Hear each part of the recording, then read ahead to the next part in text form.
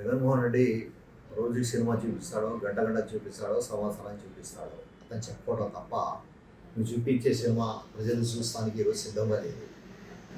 ఇంకొకటి, నీకు ఆల్రెడీ ఒక అవకాశం ఇచ్చారు. నువ్వు ఏ సినిమా చూపించావు? నువ్వు చూపించిన సినిమాకి 11 సీట్లకి పరిమితం అయిపోయావు. నీ థియేటర్ ఖాళీ అయిపోయింది. మళ్ళీ సినిమా చూపిస్తాను అది ఇది అని నువ్వు అసెంబ్లీకి రాకుండా నువ్వు ఒక మాజీ ముఖ్యమంత్రి, నీకు ఒక రాజకీయ పార్టీ ఉంది ఆంధ్ర రాష్ట్రంలో, నీకు 11 సీట్లైనా ఇచ్చారు. ఆ 11 సీట్లైనా కాపాడుకోను, సినిమాలు తర్వాత చూపిస్తాను.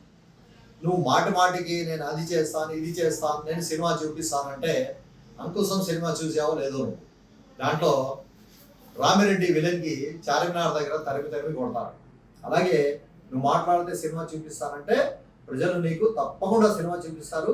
ఇదే అమరావతిలో అంకుశంలో రామిరెడ్డిని తరిమి కొట్టినట్టు నీకు ఈ ప్రజలు తరిమి కొట్టారు. నేను అనుకుంటాను జగన్మోహన్ రెడ్డి రాడు ఆ సమావేశానికి. ఎందుకంటే అతను రాజధానికి వ్యతిరేకం.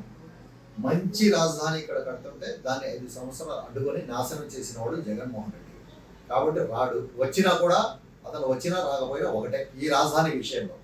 ఎందుకంటే ఈ రాజధాని రేపు అసెంబ్లీలో ఏదైతే డిక్లేర్ చేస్తున్నారో, అఫీషియల్గా గెజెట్ చేస్తున్నారో, ఇది 5 కోట్ల ప్రజల హర్షాతిరేకాల మధ్య జరుగుతున్న విషయం. ప్రక్రియ 5 కోట్ల మంది యొక్క ఆకాంక్ష ఈ అమరావతి ఆంధ్రప్రదేశ్కు ఈ అమరావతి రాజధానిగా ఉండాలి, ఈ అమరావతి రాజధాని అని గెజెట్ చేయాలి అనేది ప్రజల ఆకాంక్షను తీసుకొని చంద్రబాబు నాయుడు రేపు అసెంబ్లీలో పెట్టబోతున్నారు. జగన్మోహన్ రెడ్డి వచ్చినా రాకపోయినా మనమే జగన్మోహన్ రెడ్డి పట్టించుకోము. ఎందుకంటే అతను వచ్చినా రాజధాని మీద మాట్లాడలేడు. ఎందుకంటే రాజధానికి అమరావతి రాజధానికి అతను వ్యతిరేకి కాబట్టి అతను రాడనుకుంటున్నాం. కానీ ప్రజలు మాత్రం అతను 11 సీట్లు ఇచ్చారు. 11 సీట్లు వచ్చి మీరు కూర్చొని 11 ఎమ్మెల్యేలు రాజధానికి మద్దతు పలికితే ప్రజలు కూడా మీ నియోజకవర్గాల్లో మంచి పని చేశారు అనుకుంటాం.